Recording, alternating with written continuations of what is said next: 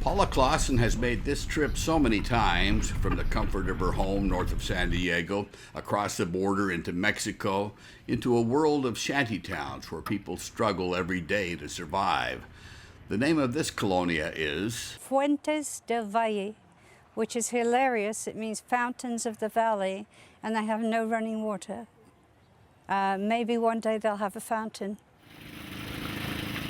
There's a truck that comes around called a pipa, and they fill up great big barrels of water, and that's how they get it. But for drinking water, they have to go and buy it. Oh yes, there's no electricity, no sewer, no indoor toilets.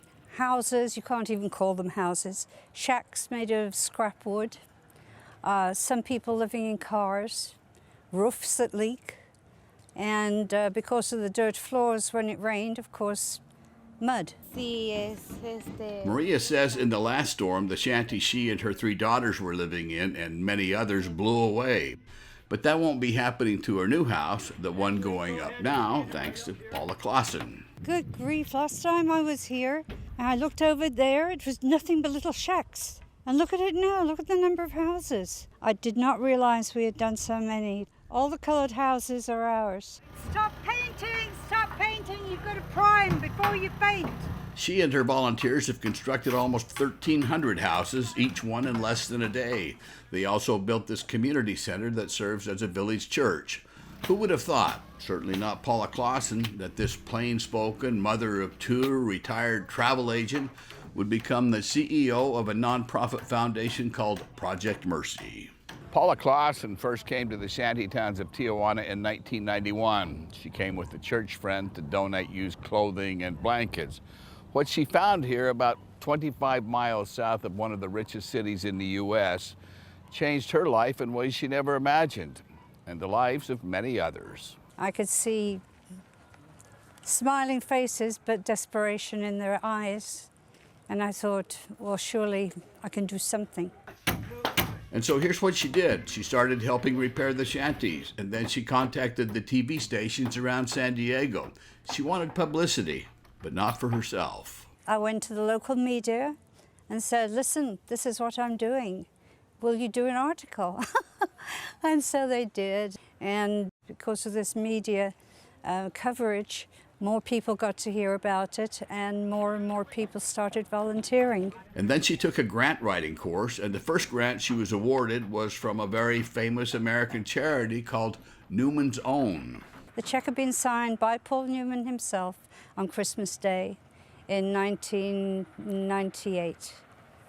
And that was an incredible, uplifting surprise. But what she needed most were volunteers, and among the first to show up was Mike Mazier and his family of 8 kids.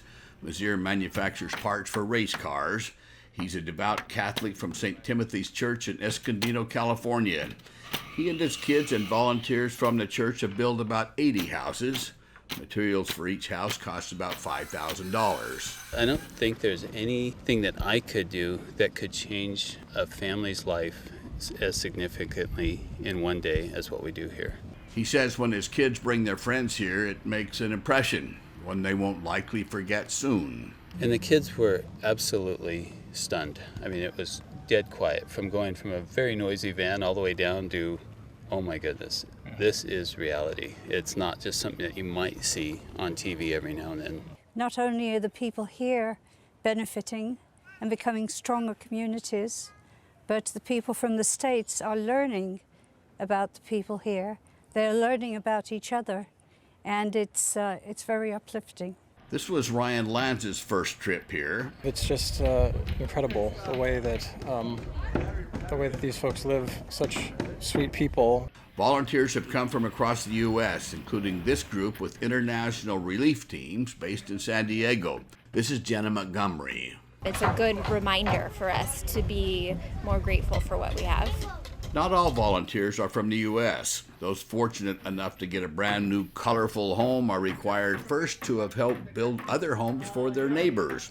It's called sweat equity. Mr. Roscoe worked on 15 homes before he and his family earned the one being built today. I have 1 bedroom, 1 living room, like little kitchen. Antonio lived with his wife and daughter and ailing father in a truck for 4 months before he earned his new home. It's really important to have a house for the family, not for us, for the little kids in the future. It's all about the children, and there are 20 million living in poverty in Mexico, 5 million in extreme poverty.